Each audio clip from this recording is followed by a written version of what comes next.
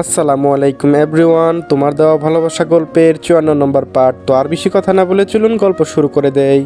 সাফি বলল, একটু কথা বলো আমার সাথে। আরোহী কান্না মিশ্রিত কণ্ঠে ছোট করে বলল, সাফি মুচকি হাসলো একটু। আরোহী গাল থেকে হাত সরিয়ে নিল সাফি। সাফি এবার আরোহীর চোখে দৃষ্টি রেখে বলে উঠল, তোমাকে অনেকবার দেখেছি লাবিবের সাথে, তবে খেয়াল করেছি যেই দিন লাবিব তোমার ইন্টার ফাইনাল পরীক্ষার আগে আমার কাছে পড়তে গিয়েছিল, তুমি প্রথমে ভাইয়া ডেকেছিলে, অ্যালার্জি ছিল ডাকে, তাই ধমক দিয়েছি। এক ধমকে তুমি আমার চোখের দিকে তাকিয়ে কথা বলার সাহস পাও না, ভিতর ডিম। ওই দিন তোমার মুখ দেখে খুব হাসি পেয়েছিল। দীর্ঘ বছর পর কোনো নারী হাসির কারণ হলো, ভয় হলো, তাই জন্য সর্বোচ্চ এড়িয়ে গিয়েছি তোমাকে। কিন্তু কাছে এলে তুমি। তোমার মনে আছে তোমার মা বলেছিল রাতে এসে তোমার খালাতো ভাই তোমাকে নিয়ে যাবে, তার নজর হয়তো তোমার ভালো লাগে না, তাই হয়তো এড়িয়ে যেতে তুমি। হুট করে বলে উঠলে, সাফিসের সাথে যাব। আমি অবাক হলাম, আমাকে ভয় করো অথচ আমাকে ভরসা করো। একদিন একটা মেয়ে ফার্সিতে তোমাকে বলেছিল আমার ক্যারেক্টার বিষয় নিয়ে, তুমি সঙ্গে সঙ্গে বলে উঠছিলে সাফিসের গম্ভীর হোক, সেরের ক্যারেক্টার ভালো, তার খারাপ নজর চোখে পড়েনি। আমি আবার অবাক হলাম, ভয় করো, বিশ্বাস করো। তোমার ভীতু চেহারা দেখে খুব হাসি পেত, যা কর্মকাণ্ড ছিল তোমার আমার সামনে খুবই হাসি পেত আমার। আমাকে দেখে পালিয়ে বেড়াতে, নিজেকে ভয়ানক পুরুষ মনে হতো আসলে। আয়নায় নিজেকে দেখতাম, আমি আসলে সত্যি এত রাগী, এত গম্ভীর। আরোহী বলো তো, আমি আসলে এত রাগী? এত ভয় কেন পাও? আমি কখনো মেরেছি তোমাকে? আরোহী মাথা নিচু করে মিনমিন গলায় বলে উঠল, রাগ দেখান তো। সাফি আবার মৃদু সুরে হেসে উঠল, ভুল কাজ করলে আমি শাসন করব না? তুমি বলো, তুমি দোষ না করলে আমি কখনো তোমাকে শাসন করেছি তোমাকে? আরোহী শুধু না সূচক মাথা নাড়ালো। সাফির ঠোঁটের কোণে হাসি এখনো রয়ে আছে। সাফি আবারও বলে উঠল, আচ্ছা বাদ দাও সেসব কথা। সাফি কিছু সময় চুপ থেকে শুকনো ঢোক গিল। এবার কণ্ঠস্বর কাঁপছে সাফির, নিজের জড়তা কাটাতে অনেক কষ্ট হলো, তবু অনেক সাহস নিয়ে বলে উঠল, বাসা থেকে বিয়ের কথা বলছে তুমি জানো? বিয়ে করতে হবে, সংসার করতে হবে, একটা ঘর বাঁধতে হবে। বিয়ে করবে আমায়? আমি তোমার চোখে নতুন ভরসা খুঁজে পেয়েছি। আমার তোমাকে লাগবে আরোহী, সত্যি আমার তোমাকে লাগবে। আজকালের জন্য নয়, অমরণ পর্যন্ত লাগবে। হবে আমার সঙ্গী। আরোহী অবিশ্বাস দৃষ্টিতে তাকিয়ে রইল সাফির দিকে। আরোহী সবটা নিছক কল্পনা মনে হচ্ছে, নিজের চোখ কান সময় সবটা যেন অবিশ্বাস্য মনে হচ্ছে আরোহীর। হৃদয়ের কম্পন বেড়ে গেল তৎক্ষণাৎ। এবার সাফি আরোহীর দিকে অসহায় দৃষ্টিতে তাকিয়ে কাতল কণ্ঠে বলে উঠল, তুমি আমার একটা ভুল মেনে নেওয়া আরোহী, সবাইকে মানিয়ে নেওয়ার দায়িত্ব আমার। কথা দিচ্ছি অমরণ রানী বানিয়ে রাখবো তোমায়। হয়তো সবার মতো বলতে পারবো না তুমি আমার প্রথম নারী, তবে অমরণ তুমি আমার জীবনের শেষ নারী হয়ে থাকবে, এটা জোর গলায় বলতে পারি। আরোহী চোখ জোড়া থেকে আবারও এক ফোঁটা পানি গড়িয়ে পড়ল। সাফি বোধগম্য হলো না, এই চোখের পানি কিসের?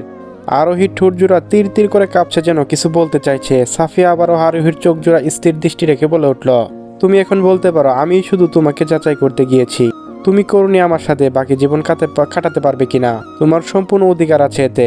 কিন্তু আমি তোমাকে বলবো, আমি যতটা দেখেছি বুঝি, তোমার মতো একটা মেয়ে তার স্বামীর কাছে কি চায়? ভরসা, বিশ্বাস, সম্মান আর যত্ন আর ভালোবাসা। তুমি আমাকে ভরসা করো, বিশ্বাস করো, সেটা তোমাকে একটু আগের প্রমাণ দিলাম। বাকি রইল সম্মান। তুমি কখনো বলতে পারবে না আমি তোমাকে অসম্মান করে কখনো কথা বলেছি। হ্যাঁ, শাসন করেছি, কিন্তু কখনো ছোট করিনি। আর আমার যত্ন, এটা যদি তোমার চোখে না পড়ে তাহলে আমার ব্যর্থতা বলবো। আর ভালোবাসা, সেটা বিয়ের পর হলেই ভালো হয়, তাই না? আরোহীর মুখ মুহূর্তেই লজ্জায় লাল রক্তিম বর্ণ ধারণ করলো। এবার তড়িৎ গতিতে মাথা নিচু করে নিল আরোহী। লজ্জায় আড়ষ্ট হয়ে জড়সড় হয়ে বসে রইল আরোহী। সাফির এমন কথার ধরন আরোহী কখনো আশা করেনি।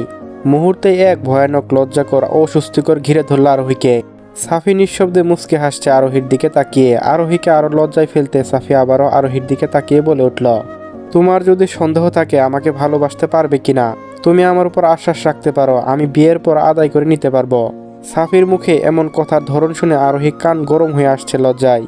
এই মুহূর্তে এই মানুষটার সামনে থাকা সম্ভব নয়। এক মুহূর্তে সাফিকে নিয়ে আরোহীর ধারণা পাল্টে গেল। মানুষটা দুর্দান্ত, অসভ্য আর নির্লজ্জ আছে। আরোহী চোট জলদি বলে উঠল, দেরি হয়ে গিয়েছে অনেক, আমি বাসায় যাব। সাফির মৃদু সুরে হেসে উঠল। এবার আরোহী ভুলবশত তাকালো না সাফির দিকে। কখনো এমন লজ্জাকর পরিস্থিতিতে পড়েনি। সাফি হাসতে হাসতে বলল, চলো। পুরো রাস্তা আরোহী চুপচাপ ছিল। সাফি আর কিছু বলেনি। আরোহীর জবাব সাফি পেয়ে গিয়েছে। আরোহীর চোখের পানি লজ্জায় আড়ষ্ট হয়ে যাওয়া আরোহীর মুখ তার নীরবতা জবাব দিয়ে দিয়েছে। আরোহী মুখ ফুটে এবার বলুক আর না বলুক, সাফির কোনো যায় আসে না। সাফি তার উত্তর পেয়ে গিয়েছে। মনে ভার অনেকাংশ হালকা হয়েছে। এবার আরোহীর বাড়ির গলির সামনে গাড়ি থামালো সাফি। আরোহী গাড়ি থেকে বের হবে সেই মুহূর্তে আরোহীকে ডাক দিল সাফি, আরোহী। আরোহী পিছন ফিরে তাকালো এবার। সাফি আরোহীর চোখে স্থির দৃষ্টি রেখে স্পষ্ট ভাষায় বলে উঠল, অমরণ আমার হয়ে থাকতে পারলে তবে ধরা দিও। এই দুদিনের সঙ্গে মায়া বাড়িয়ে আজীবন ক্ষত তৈরি করতে আমার জীবনে আগমন ঘটানোর কোনো প্রয়োজন নেই। আরোহী অবাক দৃষ্টিতে সাফির দিকে তাকিয়ে রইল।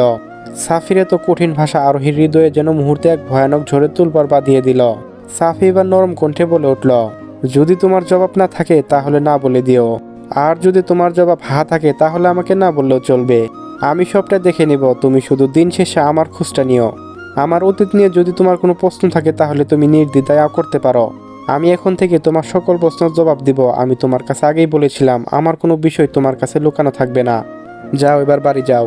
সেই দিন সন্ধ্যায় নিজের ঘরে খুব মনোযোগ দিয়ে কিছু খোঁজার ব্যস্ত সানি। ঘরের সব কিছু গুছালো থাকে সানি, শুধু বিকেলে একটা পাঞ্জাবি ঘরে ফেলে রেখে গিয়েছিল, পরে আয়রন করে নিবে তাই। সানি কি ভেবে ঘর থেকে বেরিয়ে গেল। উপর থেকে বেশ জোরে সুরে গলা ছেড়ে ডাকলো সানি, মা, মা। শায়লা বেগম নিচ থেকে জবাব দিল সানির ডাকে, কি হয়েছে? আপনি আমার পাঞ্জাবি নিয়েছেন? হ্যাঁ, আয়রন করার জন্য এনেছিলাম। সানি বেশ বিরক্ত সুরে বলে উঠল, আপনাকে বলেছি না 2 দিন রেস্ট নিতে? আপনি আমার কথা না শুনলে আমিও শুনবো না। আমি নিজের কাজ নিজে করতে পারি না নাকি? আচ্ছা বাবা, ঠিক আছে, আর করব না। 2 দিন ভালোভাবে রেস্ট নিব আমি। দাঁড়া, আমি নিয়ে আসছি তোর পাঞ্জাবি। লাগবে না, আমি আনছি। সানির নজরে পড়ল সারাকে এই দিকে হেঁটে আসতে। সানি সারাকে উদ্দেশ্য করে জোরে গলা ছেড়ে বলে উঠল, সারা, আমার পাঞ্জাবি এনে দিত মা ঘর থেকে। সারা প্রথমে না জবাব দিতে গিয়েছিল। সানির রাগী চোখ মুখ দেখে থেমে গেল।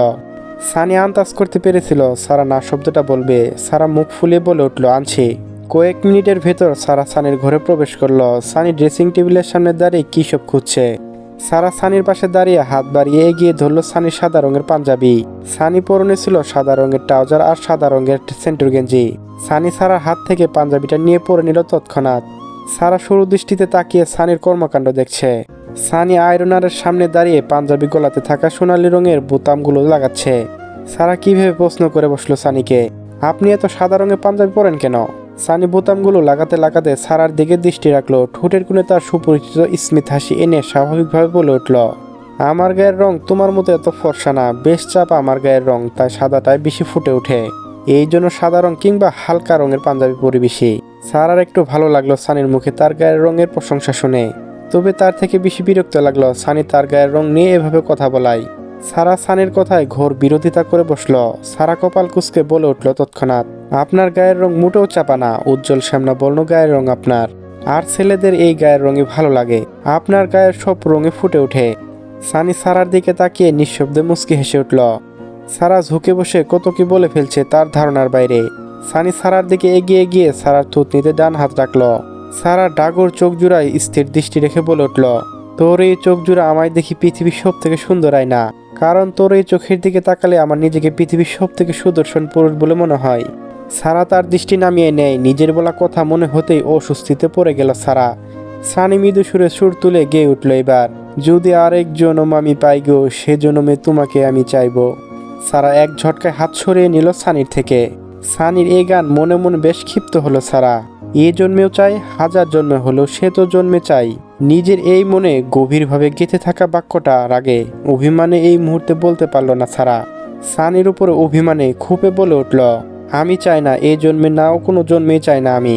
সানি নিঃশব্দে মুচকি হেসে ড্রেসিং টেবিলের থেকে তার পছন্দের আরফা পারফিউম নিয়ে নিজের গায়ে লাগাতে লাগাতে বলে উঠল, সে নাই চাইতে পারিস, আমার মতো জটিল মানুষকে 2 দিন করুণা করা গেলেও ঘর সংসার করা যায় না। সারার রাগ আরো তীব্র হলো। অতিরিক্ত ঘন ঘন শ্বাস ফেলছে এই মুহূর্তে সারা ঘর থেকে বেরিয়ে যাওয়ার উদ্দেশ্য পা বাড়াবে সেই মুহূর্তে সারার ওড়না ধরে আটকালো সানি।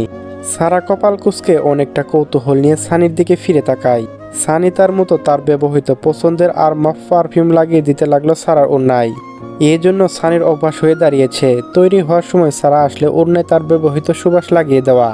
সানি এরপর পারফিউমটা হালকা করে লাগিয়ে দিল সারার গলার ভাঁজে। পারফিউমের সুবাস তীব্রভাবে হানা দিচ্ছে সারার নাকে। সারা চোখ জোড়া বন্ধ করেছিল কয়েক সেকেন্ড।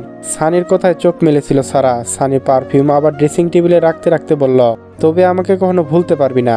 সারা কপাল কুঁচকে তাকায় সানির দিকে। সারা জিজ্ঞাসু কণ্ঠে বলে উঠল, কেন?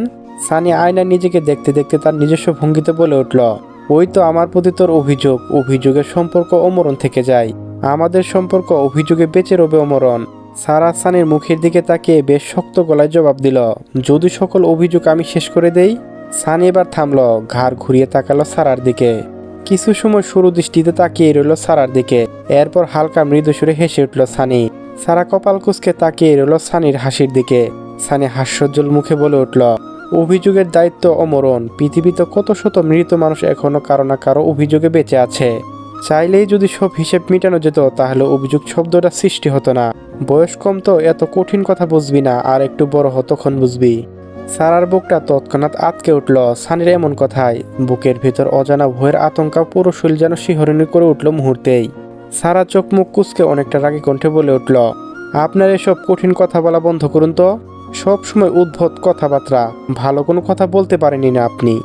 সানি সারার দিকে ঝুঁকে সারার চোখে স্থির দৃষ্টি রেখে বলে উঠল, ইদানিং তুই আর আগের মতো আমাকে ভয় পাস না। খুব বেশি বেয়াদব হয়ে গিয়েছিস, তোকে শাস্তি দেওয়া উচিত। সারা সানির চোখ জোড়া স্থির দৃষ্টি রেখে বেশ শক্ত গলায় বলে উঠল, হ্যাঁ, ভয় পাই না। বেয়াদব হয়ে গিয়েছি, শাস্তি দিন। শাস্তির ভয় আমি পাই না। সানি ঠোঁট প্রসারিত করে নিঃশব্দে হাসল। এরপর কিভাবে শক্ত দৃষ্টিতে সারার দিকে তাকিয়ে বলে উঠল, জানিস তো খুনির ছেলে আমি। মেরে ফেলি তোকে। আমার হাতে প্রথম খুনটা তোকে দিয়ে শুরু করি। তোর আর আমার সব হিসেব মিটে গেল। সারার কপালে কয়েক স্তর ভাঁজ পড়ল সানির এমন উদ্ভট কথাই। সানি এবার সোজা হয়ে দাঁড়ালো। ড্রেসিং টেবিল থেকে তার সিলভার রঙের ঘড়িটা নিয়ে পড়তে পড়তে বলে, জানিস তো সকল অপ্রাপ্তির গল্পের সমাপ্তি কিন্তু মৃত্যুতেই ঘটে।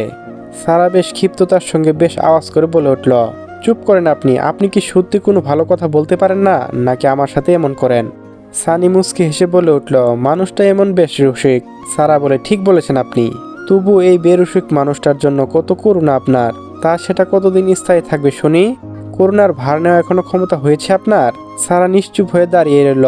মাঝে মাঝে কোনো কিছুর হিসেব মিলাতে পারে না সারা। কিছু কিছু প্রশ্নের উত্তর মিলাতে গিয়ে ভীষণ হিমশিম খেয়ে যায় সারা। তার ভেতরে মানুষটার যত জটিল উক্তি। সানি তার ডান হাতের বৃদ্ধা আঙ্গুল দিয়ে সারার নাকের ঘাম মুছে দিতে দিতে অন্যমনস্ক থাকায় বেশ চমকে উঠল সারা।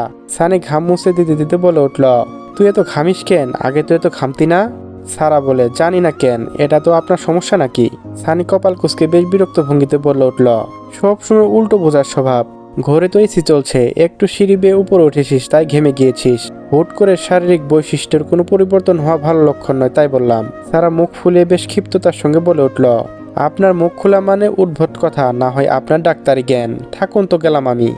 সারা মুখ বাঁকিয়ে বড় বড় পা ফেলে বেরিয়ে গেল সানির ঘর থেকে। সানি সারা যাওয়ার দিকে তাকিয়ে নিঃশব্দে হেসে বেশ জোরে সরে ডাক দিল, সানি, এ সারা দাঁড়া। সারা চেঁচিয়ে বেশ ক্ষিপ্ততা নিয়ে জবাব দিল, পারবো না। সানি মুচকি হেসে আনমনে বলে উঠল, কবে যে তোর জেদ কমবে আর একটু বুদ্ধি হবে তোর?